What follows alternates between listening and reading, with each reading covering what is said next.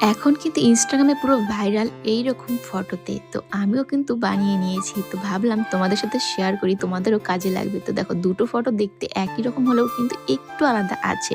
তো চলো তোমাদের সাথে শেয়ার করি কিভাবে আমি এটা বানিয়েছি।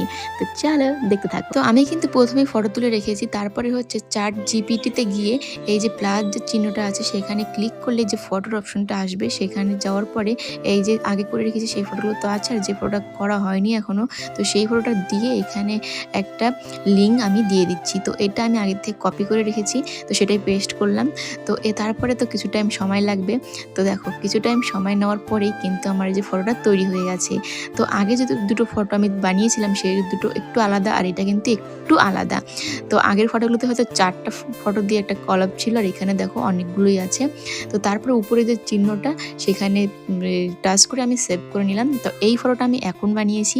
আর আর আগে যে ফটোগুলো বানিয়েছি সেগুলো হচ্ছে এই যে দেখো, এই যে ফটোটা বানিয়েছি এটা, আর আগেরগুলো এই যে। তো দুটো কিন্তু তিনটেই আলাদা। তো ওই দুটো একটু এক, আর এটা একদমই আলাদা। তো তোমাদের কেমন লাগলো অবশ্যই কিন্তু জানাবে। তো তারপরে কিন্তু আমি আর একটা ফটো দিলাম। তো দেখি এবার কীরকম ফটো হয়। তো দেখো, এবারও কিন্তু এই দেখো একদম অন্যরকম আর একটা ফটো হয়ে গেল। তো তোমাদের কেমন লাগলো সেটা কিন্তু অবশ্যই কমেন্টে জানাবে। আর তোমরা কে কে এরকমভাবে ফটো বানাতে চাও সেটা মেসেজ করো, আমি হচ্ছে ওটা লিঙ্ক দিয়ে দেবো। তো তারপরে ভাবলাম যে আমি তো আমারই শুধু ফটো বানিয়েছি, চলো সোনুর বাবার আর সোনুরও ফটো বানানো যাক। তো আমার কিন্তু এই মানে 4টা যে ফটো বানিয়েছি সব থেকে কিন্তু ভালো লেগেছে যে ফটোগুলো আমি আগে বানিয়েছিলাম। ওই দুটো ফটো এত সুন্দর এসেছে, মানে কি বলবো, এগুলো ভালো লেগেছে, কিন্তু সব থেকে সুন্দর আমার এই ফটোটা আর এই ফটো লেগেছে। দারুণ লেগেছে এই ফটো দুটো।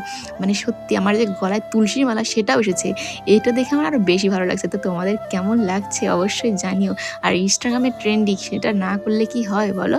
তো দেখো, এরপরে কিন্তু আমি সোনুর বাবার একটা ফটো দিয়ে আমি ট্রাই করছিলাম। তো ওর ফটোটাও কিন্তু সুন্দর এসেছে, দেখো কি সুন্দর লাগছে। আর সবার শেষে আমি একটা সোনুর ফটো দিয়েও ট্রাই করছিলাম, আর সোনুর ফটোটা এত সুন্দর এসেছে যে আমার চোখই সরছে না এই ফটো থেকে। তো তোমাদের কেমন লাগলো সেটা কিন্তু অবশ্যই কমেন্টে জানিও। ভালো লাগলে অবশ্যই লাইক করে দিও, আর নতুন হলে চ্যানেলটি সাবস্ক্রাইব করে পাশে থেকো।